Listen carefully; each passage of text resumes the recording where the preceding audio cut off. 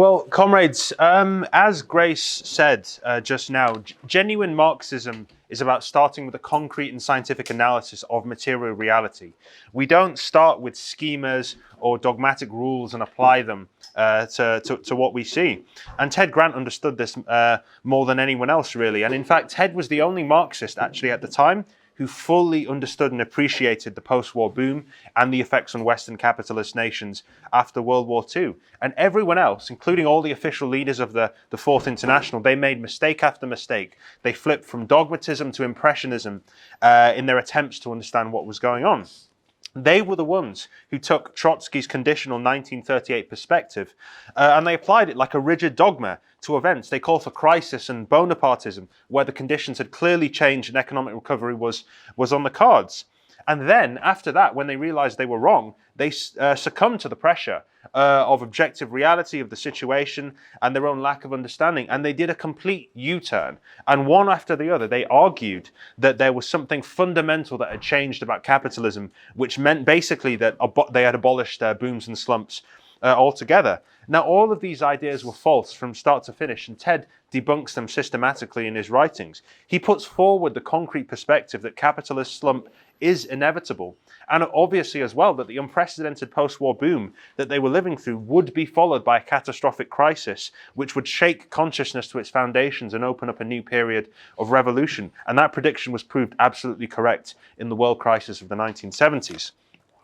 So in 1938, Trotsky stated in his perspectives that capitalism was unable to develop the productive forces any further, and that would lead to a slump following the war and a new wave of revolutions all across the world. And this perspective was, broadly speaking, correct. This did happen. You had a wave of revolutions all over the world, in Greece, in Italy, in France, although the workers' leaders betrayed them. You also had revolutionary waves in Africa, Latin America, and in Asia as well. But of course, Trotsky's 1938 perspectives, they were always conditional. Perspectives are always conditional for Marxists. And they were falsified by the victory and the massive strengthening of Stalinism, which really provided the basis for a revival of capitalism. And I would say that's one of the main factors which gave the capitalists space and room to re-establish the situation. And that laid the foundations for the economic recovery. But after Trotsky's death, I know, we should be living under socialism. You know? But after Trotsky's death, the leaders of the Fourth International, Mandel, Pablo, Frank, Hansen, and others, they could not understand any of this. They just repeated Ted's writings by rote without understanding what was actually taking place. And they argued there would be an immediate economic crisis, there would be wars, revolutions, Bonapartist dictatorships, and Ted was the only person that understood the new situation. So one of the results of the barbarism of World War II was a massive destruction of the productive forces all across Europe and all across Asia. And of course, there were tens of millions of deaths as well. Now, that destruction was unprecedented within history. And the ruling class today, they still think back to those times because they are afraid of the social and the political consequences of that level of destruction in the economy, which is why they take measures to try and avoid that, which I'll get onto a bit later. Now, factories and industry was destroyed within the process of the war, and they had to be rebuilt from the ground up. Now, sometimes the capitalists call this creative destruction, and it does give the system room to grow into it. But at the same time, again, as I mentioned, the political factors, the social cost of this destruction is a wave of revolutions which threaten to overthrow capitalism if they are successful. Now, that's why we always have to emphasize the betrayal of these revolutions by the Stalinist leaders, by the reformist workers' leaders. That created the conditions for the economic revival. And because that wave of revolutions after World War II was defeated, American imperialism in particular was able to come in and play a huge role in reconstructing the capitalist economy through the Marshall Plan and other things. So in this period, you had vast amounts of state expenditure that was used to prop up and stabilize capitalism. The bourgeois leaned on the workers' leaders and organizations to carry out counter-revolution in a democratic form. They were not able in this period to rely on fascism or Bonapartism due to the class balance of forces. They would threaten another revolutionary movement. And the result of this was a period of economic growth, a sustained period of economic growth. By definition temporary, but it was a serious period. And of course, this happened without the working class having been defeated as a force. And it's important to remember as well that it is true that this was a historical period of economic growth, but This idea of growth in capitalism being based on prior destruction of the productive forces, this is not something new or unique. It has happened in the past as well. In fact, Ted, if you read his writings, he talks about this happening during the world crisis of 1929 to 1933. By 1938, the productive figures had actually exceeded the record years in 1928 to 1929 in most countries of the world because of that prior destruction of the productive forces. So capitalism, in this chaotic, unbalanced manner, it destroys excess productive capacity. It wipes out stock values, industry, conditions of the working class, and wages are also part of this destruction as well, in order to start again at a lower point. So Ted explains that these wars, right, these periods of destruction have the same effect as a capitalist crisis. The ruin, the destruction, the wearing out of consumer and capital goods, it paves the way for a period of recovery, but in an incredibly intensified form. So that is why we say that there is no absolute limit to the development of the means of production under capitalism, in the sense that no Marxist has ever said there will be literally no development of the productive forces ever again in the future. There can always be development under capitalism, but the question to ask is not, will there be recovery in the future? Will there be development? But at what cost will there be recovery? What has to happen first in order for this boom, in order for this development to take place? So the question that Ted asked in Will There Be a Slump?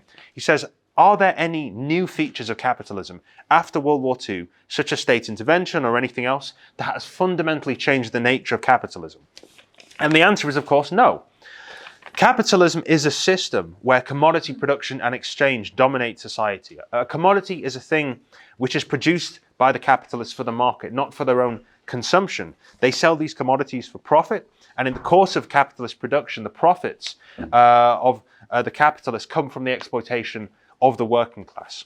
The workers' wage that they are paid does not cover the full value of what they produce, and in the working day, they create surplus value, extra value, which is pocketed by the capitalists. It's accumulated, and that forms part of their profits.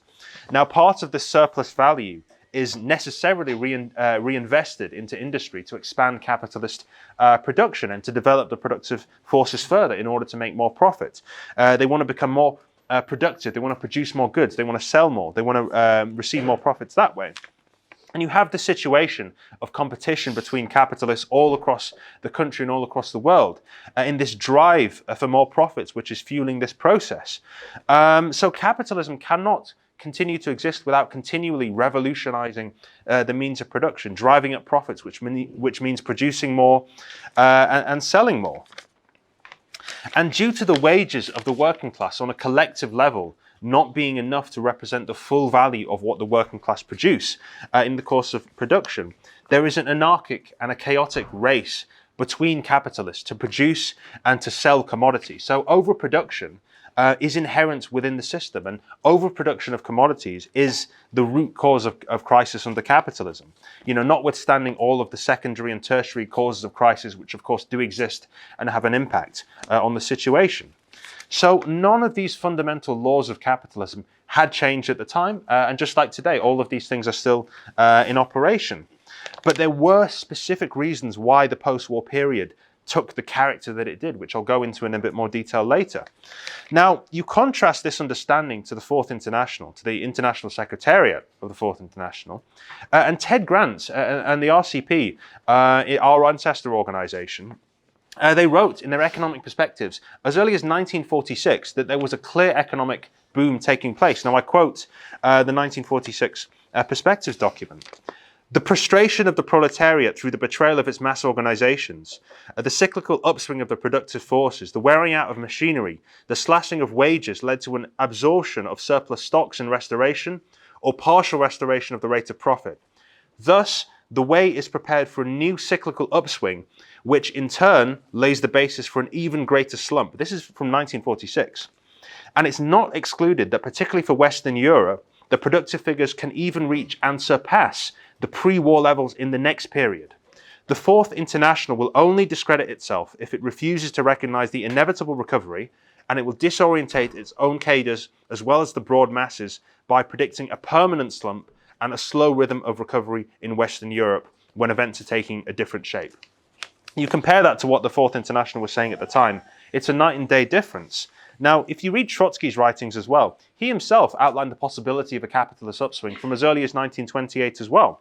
Now, I quote Trotsky, "Will the bourgeoisie be able to secure for itself a new epoch of capitalist growth and power? Merely to deny such a possibility, counting on the hopeless position in which capitalism finds itself in, would be mere revolutionary verbiage. There is absolutely no hopeless situations for capitalism." So the context for Trotsky saying this in 1928, and Lenin as well, is that they were actually trying to combat the ultra-left idea within the International of this final crisis of capitalism that was coming in the 1930s crisis. Because a lot of comrades at the time thought that that would be the beginning of the end for capitalism, of course, and that's not a perspective that Marxists have. So this perspective of a potential recovery and period of economic growth, of course, is possible, but it's only if the working class fails to take power, if they fail to transform society due to the failure of their leadership, which is exactly what happened in the 1930s and in the post-war years as well, then yes, of course, there can be another boom. There can be another period of growth. But what no one could have predicted, however, is just how long the economic boom following World War II would last. It lasted for 25 years. Which, economically speaking, is not a huge amount of time, but in the period of one's life is a long time to experience, and it bears down on you in terms of objective pressure. Now, the prolonged existence of the Soviet Union, for example, also was a historical aberration, which no one could have predicted in advance. Lenin didn't predict this, Trotsky didn't predict this. So the unprecedented period of economic upswing, it had an enormous impact on the different tendencies and the different groups that exist. The organized Marxists, the lefts, they all came under pressure from this period of growth, from the rise of Reformism, things like that. The right wing of the labour movement was emboldened in this particular period by the upswing. For example, the Fabian Society in Britain, they declared class struggle over. They said there was going to be a continued, ever-increasing standard for the increasing living standards for the working class, and they actually claimed that the existence of the welfare state in Britain meant that Britain was basically no longer a capitalist nation. You had Hugh Gaitskell, who was the leader of the Labour Party at the time. He even tried to remove Clause 4, the commitment to nationalisation, from the Labour Party constitution at this time. So in 1952, Ted wrote an article demolishing these new Fabian ideas. So he points out correctly, which is the perspective we still have today, that any reforms under capitalism are inevitably temporary. They can and will be clawed back in times of crisis, which is exactly what's happened today in this historical period. So despite an increase in state control and state expenditure, including an increase in military expenditure, the contradictions of capitalism remain intact. And in fact, in Britain, even after the post-war nationalisation, Ted stated that the private sector still accounted for over 80% of the British economy. A lot of people, especially the reformists, like to look back at the post-war period as if everything was nationalised in the economy, which is just a distortion of reality, really. So to use some modern examples of what Ted is talking about here, you look at China today and the Chinese economy. China carries out a lot of state intervention in its economy, and that does have an impact, right? It can temporarily boost and overcome some of the contradictions which exist. For example, like the anarchy of the market, if they exercise a certain degree of control. But those measures come at a cost. They come at the cost of heightening other contradictions which exist. For example, state expenditure comes with an increase of debt. It comes with overproduction as well. So you don't get a free lunch under capitalism. So in his article, Will There Be a Slump, the title of the talk today, Ted breaks down the factors which caused the post-war boom, and these do include rebuilding the destruction that was caused by the war, including use of the Marshall Plan, which was carried out by US imperialism, actually for strategic, political and economic reasons. And that allowed for an increase in industrial investment, a massive increase in world trade as well. There was more state expenditure in many parts of the world, and also there was an expansion of new industries. There was new markets. There was a massive boost in debt and fictitious capital, including in arms manufacturing.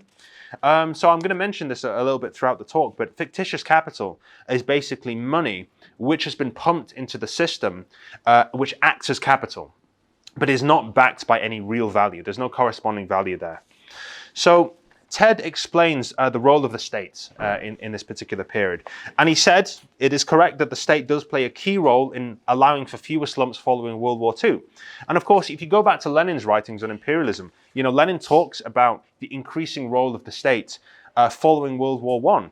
He talks about the productive forces being in a position where they outgrow the limits of bourgeois property, private property in the nation state. Monopolies end up fusing with the state, and the state acts as an agent of big business to facilitate capitalist production and development. So in this period, the age of imperialism, the state subsidizes capitalism. It takes the unprofitable sectors and it nationalizes them, not because they want to serve the working class, but it actually nationalizes them to make them profitable again, to reintroduce them to the private sector later on. And the state as well plays an important role in developing certain large-scale infrastructure projects and carrying out investment within industry that the capitalists themselves are unable to do because they don't have enough money or capital to do so. You think about the infrastructure projects which exist like airports and roads and things like that. That's what the state does in order to facilitate more capitalist expansion. So the state strives to make capitalism more competitive, more profitable on the world market, and it takes on the costs and the risks that private capital would have covered in the past. And that's the role of the state under capitalism. The state provides the private sector with cheap energy, it provides them with raw materials, transport, and also through the NHS and through spending on healthcare, it provides the private sector with healthy workers that can reproduce and produce the workforce of the future. So Ted Grant does emphasize that the state can and does provide all of these things for capitalism, but also he emphasizes that there are certain things the state can do and certain things the state cannot do. So the state and state expenditure in and of itself, it cannot permanently overcome crisis. And Ted actually said that the state always plays a secondary role in the question of economic recovery, and it's always at the cost of future inflation, future distortions within the economy. So none of what the state does and did in the post-war period, none of that constituted a planned economy in the Marxist sense. None of it fundamentally altered the laws of capitalism, and none of it abolished private property. So Tony Cliff, who would later become the leader of the Socialist Workers' Party, he argued at the time that state expenditure on arms had created a permanent arms economy, which meant that crisis had effectively been permanently overcome by it. And this is Cliff's explanation for why the post-war boom happened. So I quote Tony Cliff: "The basic cause of capitalist crisis is overproduction in the relatively low purchasing power of the masses compared with the production capacity of industry." So what he's saying here is basically a Keynesian argument. So the Keynesians, they use this term lack of effective demand, which basically means that workers do not have enough money to buy the goods that capitalists produce. So according to Cliff, this means that the state then steps in to fill this lack of demand by producing arms, by stabilizing the economy, by spending on these things. And this argument is Keynesianism because it's basically the same argument as deficit financing and demand-side management. The state spends its way out of crisis and just solves everything for the capitalists. For example, comrades are probably aware that in the Great Depression, Keynes argued that the state should pay people to dig holes and fill them up again, basically. So the state should just print all of this money, give it to the workers for useless tasks, and then they should just go and spend it in the economy, and then everything will be okay. But the problem with Keynesianism is that, yes, it's true that there is a lack of effective demand, if you want to use that term. The workers do not have the ability to pay, but that's only one factor. That's only one symptom of the crisis of capitalism. There's other symptoms as well. For example, like the lack of profitable fields of investment for the capitalists. So even at the height of its booms, capitalism can only productively utilize about 80% of the available productive capacity it has. And this figure falls in a period of crisis. It falls to about 60%. So if it's not profitable because of competition, because of an oversaturated market, because of overproduction of commodities, the capitalists are not just going to magically start producing goods and commodities to put on the world market. So I mentioned money. Money is a representation of value. So you can print as much money as you like, the state can print all of this money, but you can't create real value out of thin air. You can't create demand within the economy just by putting more money into the economy. And for this reason, Ted actually explains that state expenditure on arms and other things like that, it can only temporarily overcome the contradiction of private ownership of the means of production. State expenditure is actually ultimately a drain on the economy. It adds an inflationary pressure into the economy because you have a situation where money is pumped into circulation by the state and value is created in the form of weapons, right, if it comes to state expenditure on arms. But those weapons are not going into the productive economy to produce more value and new value. Those weapons are either stockpiled and serve as scrap metal in a warehouse somewhere, or they're used up, they're destroyed, they're exploded. So that value which is created is destroyed. It's not put back into the economy. That's why state expenditure is unproductive. Because a lot of it draws on society's economic resources, but at the same time, it doesn't create surplus value. I'll give another example. Government expenditure on the NHS, for example, is, from a social use standpoint, incredibly useful to society, right? It keeps workers alive, keeps them healthy, free from illness and stuff. But from a capitalist perspective, the state investing money in the NHS is entirely unproductive, just like arms expenditure. So Ted explains that it's not so much state expenditure in and of itself, but it's the overall development and expansion of the economy in the post-war period which reduced the impact of the slumps in this period. And actually, you read what the bourgeois economists said, the serious ones at the time, they actually did recognize this fact. In the first case, you had economies that were growing the most in the 1950s and the 60s were actually the ones that spent the least amount on arms. You had Germany and Japan, for example. So those countries, they actually invested in the productive forces in industry, which made them more competitive on the world market. They were known for the quality of their commodities in this post-war period. And if you look at today, for example, there's been an unprecedented amount of state expenditure. There's been stimulus packages since 2008, after the COVID crisis as well. Has those periods of state expenditure, has that led to a new post-war boom? Have we had an economic period of recovery? No, we haven't. We've had crisis after crisis and stagnation because there's simply no fields of productive investment. There's no demand from the capitalists. Instead, where does that money go? That goes into speculation. And where it has gone into the real economy, it's actually resulted in inflation. It's increased the cost of goods for workers. So, in other words, this Keynesian spending, this deficit financing, has only increased the contradictions of capitalism. It's exacerbated overproduction, and also it's increased the mountain of debt, which is stifling the world economy right now. And of course, you have a situation as well where you have an excessive amount of commodities that are being produced for the world market, and that increases imperialist tensions worldwide. For example, that results in more protectionism and more economic damage. If China is prevented from the US by tariffs, for example, from dumping its commodities on their market, they're going to move those commodities to another market, for example, the European Union, and put pressure on that economy as well, worsening the crisis for the EU.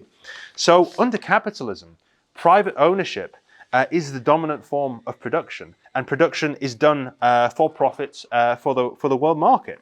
So state expenditure can never overcome crisis because the state's money comes from taxes, either from the capitalists, which there is always a constant pressure to reduce and to eliminate altogether, or it comes from workers' wages, which already is a fraction of the value that they produce collectively over the course of the working period. So if the state spends money that it doesn't have through debt, which is obviously what happened in the post-war period, what we've lived through since 2008 as well, then that will lead to dislocations. It will lead to inflation somewhere in the economy further down the line. It will add to the contradictions there. So Ted Grant explains that really it was the massive expansion of world trade that offered the biggest impetus for the development of capitalism in the post-war period. The economic concentration of capital after war. You had an enormous integration of the world market. You had the creation of ever larger monopolies which served consumers in basically every part of the world.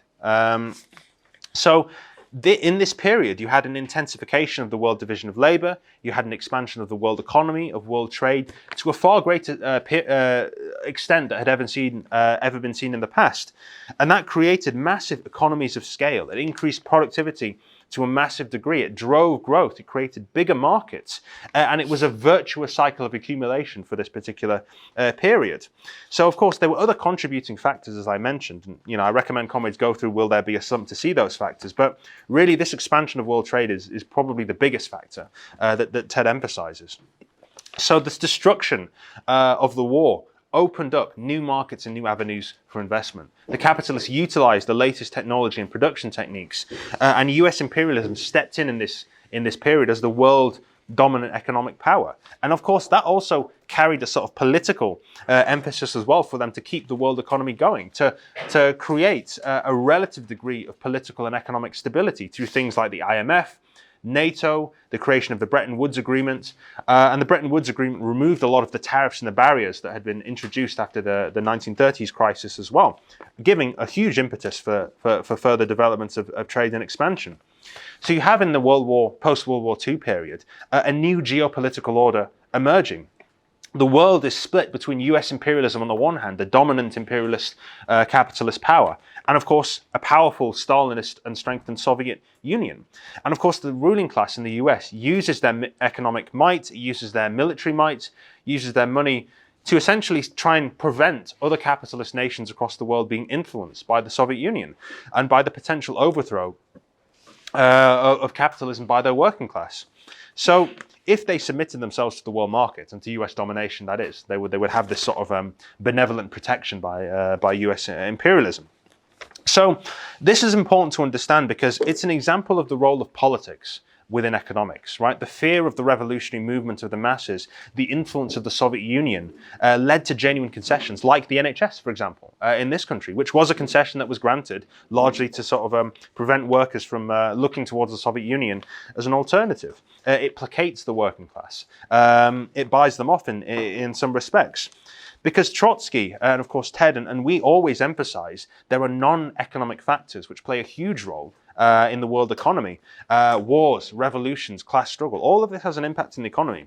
That's one of the things that the bourgeois economists don't understand. They don't understand the role of the class struggle. They don't understand the role of the state in relation to the development of the economy. So in 1993, the Financial Times pointed out that over the whole period between 1950 and 1991, the volume of total world exports grew 12 times, world output grew 6 times. The volume of world exports of manufacturers rose 23 times, partly because this is where trade liberalization was concerned, and output grew 8 times. So that's the secret of capitalist growth in this period. And of course, again, from a historical point of view, from a Marxist point of view, this isn't all a negative thing. This development that takes place, because it creates the material basis for a socialist society. It strengthens the working class enormously. And if you look at the developments in this particular period, you had the phasing out of the peasantry in basically all of Western Europe, in Japan, in the United States, and it changed the class balance of forces to the advantage of the proletariat. The working class has never been numerically as big or as strong as it is now. So Ted always emphasized this. He always said that these periods of capitalist recovery are not always altogether negative. They strengthen the working class and prepare the ground for a future wave of class struggle, which of course we are seeing right now. The entire world economy, like what Marx and Engels predicted from the period of the Communist Manifesto, it became one single economic unit, one single market. Every single nation state becomes subordinate to this world economy. And of course, on a collective scale, that means as well, the world working class has never been stronger or larger and has never been more interconnected in terms of its interest aligning with all of the rest of the workers across the world. So the working class in the post-war period, as a result of the recovery that took place, it did enjoy an increase in the standard of living, right? In the form of cheaper commodities, healthcare, overtime, the introduction of other rights, employment for women in the workplace for the first time. But these reformists and the Stalinists, they did not understand the basis for this. They didn't understand what was going on. They did not understand that the nature of these reforms were temporary, as is the case for all reforms under capitalism. You know, I've mentioned already that the leaders of the Fourth International were completely caught off guard by these developments. So Ernest Mandel, who was one of these leaders, he prided himself on being an economist, and Ted always said that, you know, he thought Mandel was economically illiterate. Now, I'll just explain why that's the case. So Mandel could not understand any of what was taking place in this period. He made mistake after mistake. So in 1936, together with Pablo, with Cannon, and all the others, Mandel had the perspective of an immediate slump after World War II, perspective of wars, revolutions, Bonapartist dictatorships, as I mentioned. Later on, when all of that perspective and all of that prediction was proved to be completely false, he did a complete U-turn, and then he dedicated his PhD dissertation to the theory of late capitalism, which is still a term I see people throwing around today in academia and things like that. And this was the idea of a third age of capitalist development, which meant that state expenditure had created a new stage of capitalism, which gave it a lease of life. Again, this is just a capitulation to Keynesianism. And really, if you look at what was taking place politically in this period, it was pride from Mandel and from these other leaders of the Fourth International. They just did not want to admit that Ted Grant was right, and they were wrong, that our organization was correct. And that refusal to learn from their mistakes, it was fatal for the Fourth International in the end. So throughout his career, Mandel, again, the economist, he would capitulate to several different trends that were popular at the time in a desperate attempt to try and explain what was going on.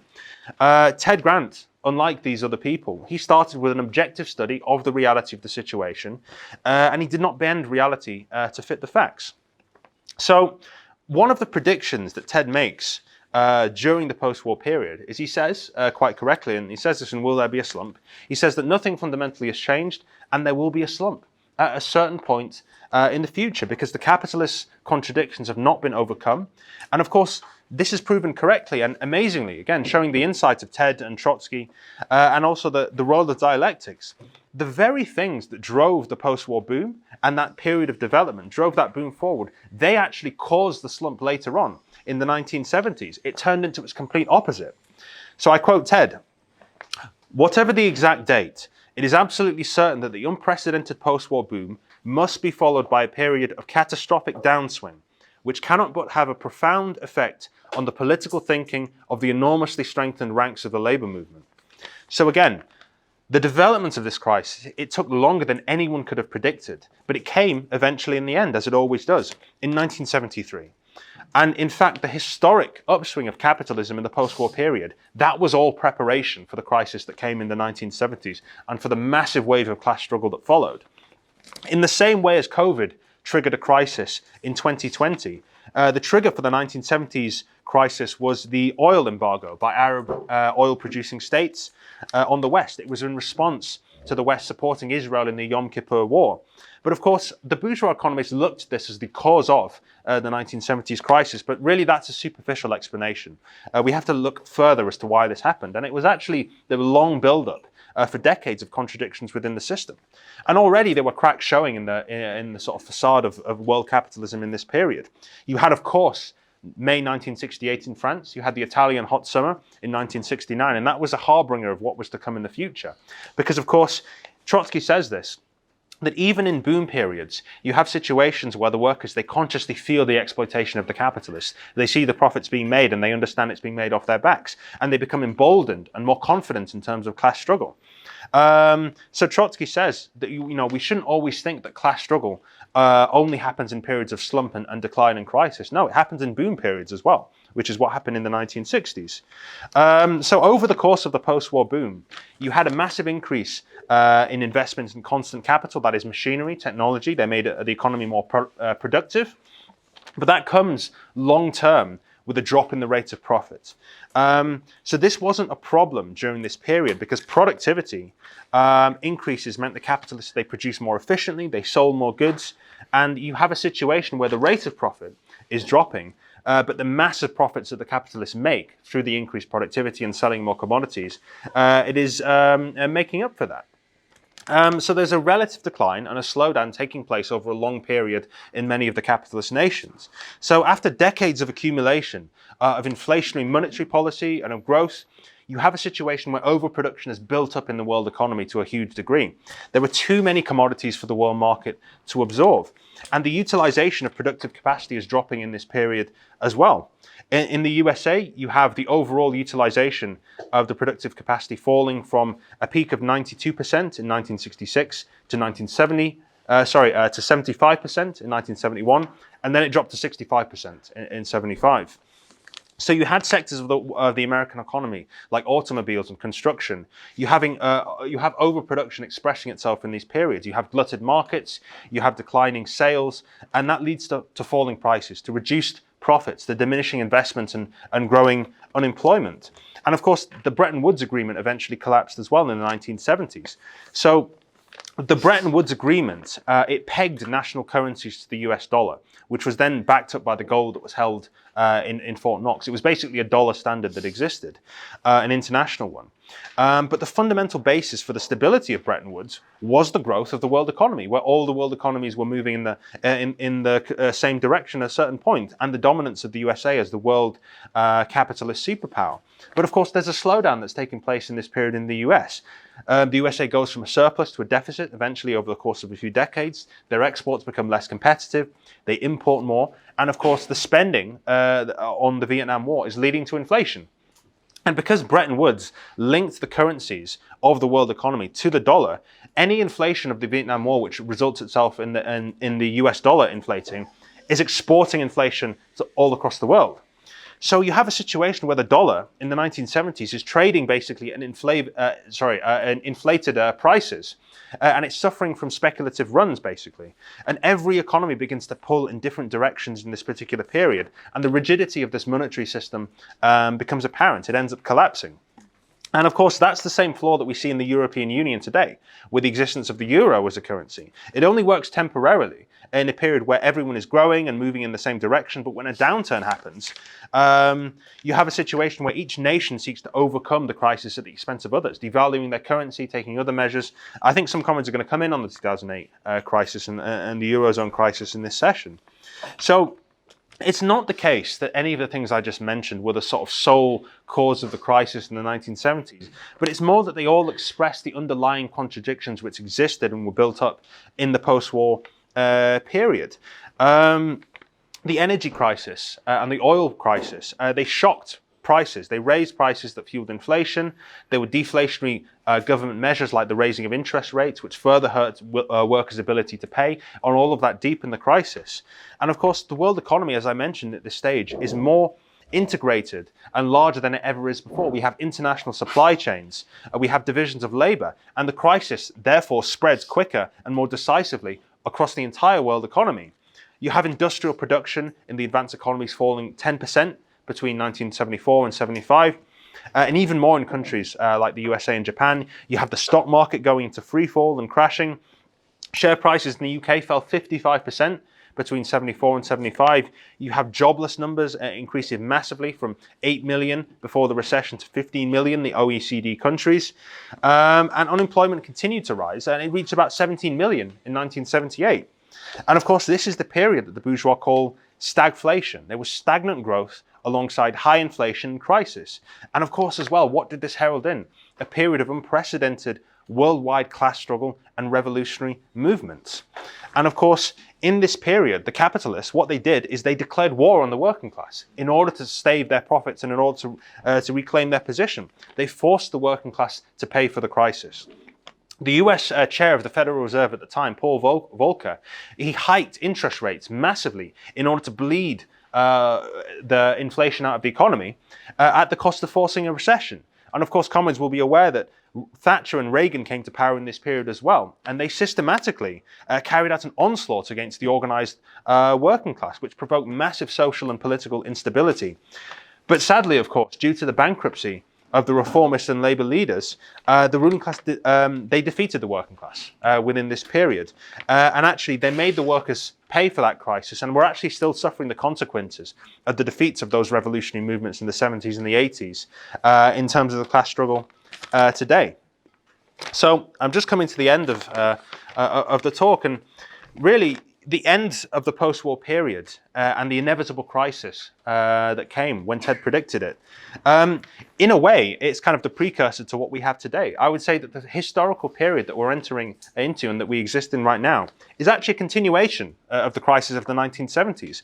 And in a way, we've never really recovered from the destruction that was caused in the 1970s. Now, Trotsky remarks in The Long Curve of Capitalist Development that it's not just crisis in and of itself which causes revolutions. It's the change in consciousness from one period to another. The post-war boom was the last serious period of worldwide economic growth and relative prosperity under capitalism. And it was in the post-war period that many of the things that we assume under capitalism today and we take for granted were established. The idea that you should have a good house, a wage you can feed your family on, good healthcare, holiday pay, sick pay. And since the post-war boom, capitalism has gradually taken away every single reform and every single gain that the working class has had in this particular period, that it's won through class struggle. And that's resulted in a massive shift in consciousness in the present period. Everything Ted said at the time retains its validity for us today as Marxists. And we are not in a period where there is any prospect of any serious post-war boom or repetition of that. Capitalism once expanded on the back of world trade and globalization. The trend has shifted to its opposite. Now it's protectionism. It's an increasingly bitter squabble between imperialist nations over the surplus which is produced by the working class. We live in a period of war, instability, crisis, counter-reform, and of course eventually periods of revolution as well, which we've already seen actually in this present period. So in a way, where the class struggle of the 1970s took place, emerged heroically, but was tragically defeated, the wheel has come full circle now. And it's basically our turn. It's our chance to transform the situation and transform society. Only Marxism and only socialist revolution has the answer to this crisis. But Marxism has to find its way to the masses in this period, and that's down to us. It's down to our efforts, the subjective factor in history. So ahead of the class battles that we have and that we're about to enter into, it's essential that all comrades study Marxist economics, study the ideas of Ted Grant, and with these ideas, we need to build the RCP, the Revolutionary Party, win the masses over decisively, and finally we'll be able to see an end to capitalism and all the horrors once and for all.